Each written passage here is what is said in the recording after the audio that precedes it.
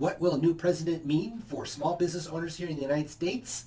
Let's talk about it today. Kevin Weir, your action business coach, helping you achieve your business dreams.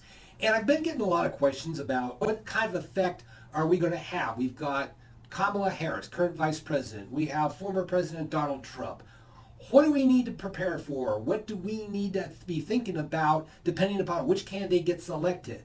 Well, I'm going to give you my opinion, and you may not agree with this opinion, but here it comes. The answer is not much. See, here's the thing, is that the number one factor that affects a business's success or failure is you, the business owner.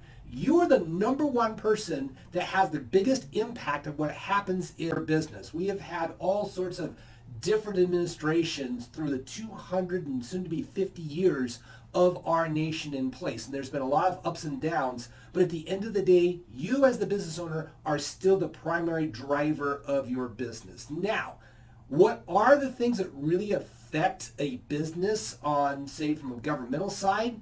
Well, let's be honest, states have a much bigger impact on business conditions than the federal government does. The states have a oversized ability to put regulation and taxes and processes in place that have a direct impact on business owners. I'll give you a good example of that. California versus Idaho, two totally different business environments. Clients in California, it's amazing the stories of the overregulation that California has put into their business structures. Let's go to Idaho. Idaho is extraordinarily loosey-goosey. There's not that many regulations in place. Now, for those people who see that maybe there are some inequalities or inefficiencies without regulations in Idaho, yeah, they're probably there.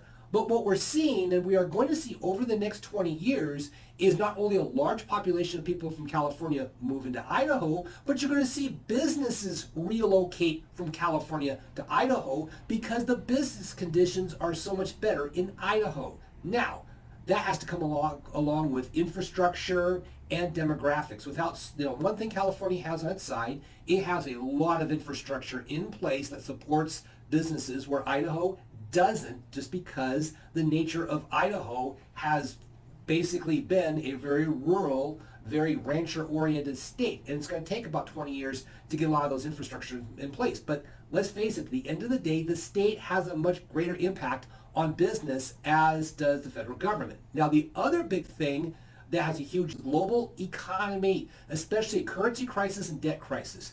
There is an immense debt crisis, not only in the United States, but virtually every country worldwide. We as a world are sitting on one of the biggest mountains of debt ever imagined. And it only takes one piece of the domino to start that whole chain of events that will start driving the value of every single currency down. Right now, everybody thinks, hey, the dollar is great. Well, that's because all these other currencies are in even worse situation than what the dollar is. But it's going to get to a point where we're going to have to restructure global debt. We're going to have to restructure global currency markets. And that's going to have an oversized impact on every business in the world.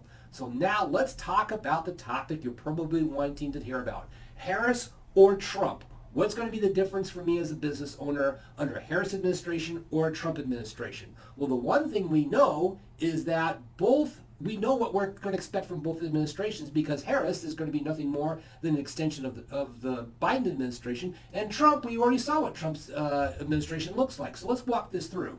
If Kamala Harris gets elected president, number one, we're going to see an attempted tax increase. That's just the fact. They're going to try to raise taxes. Now, the fact of the matter is, it's going to be extraordinarily difficult, because if the Republicans take control of the Senate, the chances of a large tax increase going through a Republican Senate are about as close to zero as you can get. The other thing that will obviously happen in a Harris administration is we're going to see an increase in federal regulations. You're going to see a lot of executive orders imposing on a lot of federal regulations that may or may not have an impact on your business. We're also going to take a look at stiffer IRS enforcement. The fact of the matter is that you will see the Harris administration figure out a way to fully fund IRS agents that will go out there and up the level of IRS audits on small business owners. You know that's going to come.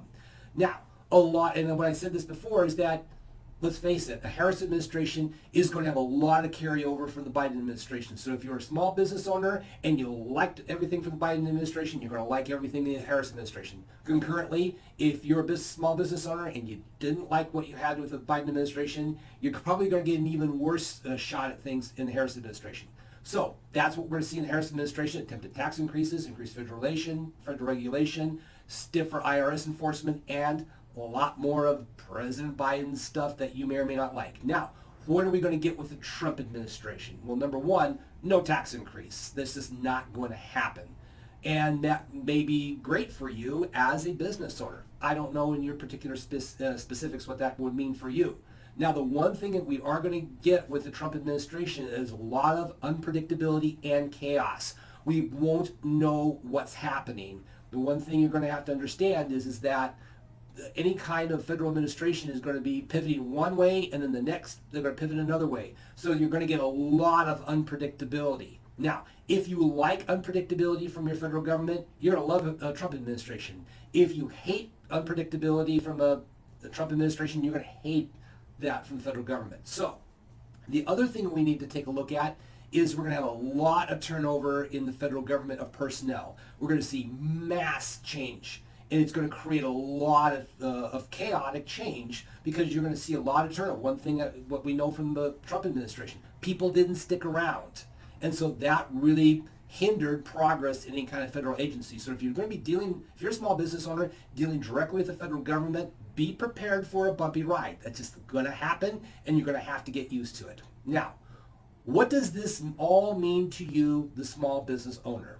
Well, I can tell you right now is that this is something I learned from Stephen Covey's 7 Habits of Highly Effective People. Look it up. It's a great book. But one of the things he talks about in the book is that there's two kind of circles. You have the circle of influence and the circle of concern. The circle of concern is basically things that you don't have control over. You don't have control over global money supply. You don't have control over specific federal regulations that may or may not directly affect you. But so if we take a look at the circle of concern, great. If you want to be involved in changing the government, that's great. But realize that's going to take a long, long time to happen.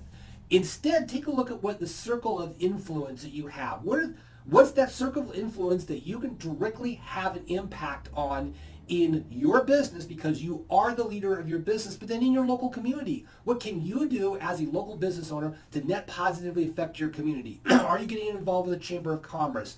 Are you looking at being on economic development boards? Do you have a relationship with state legislators who can actually make a difference in your business? So take a look at that. So get ready for a rocky road coming in November. I have no idea what's going to be the outcome of it, but if you're a business owner, be prepared, and just remember, ultimately, you're the biggest influencer of change in your own business. Go out there, make it a great day.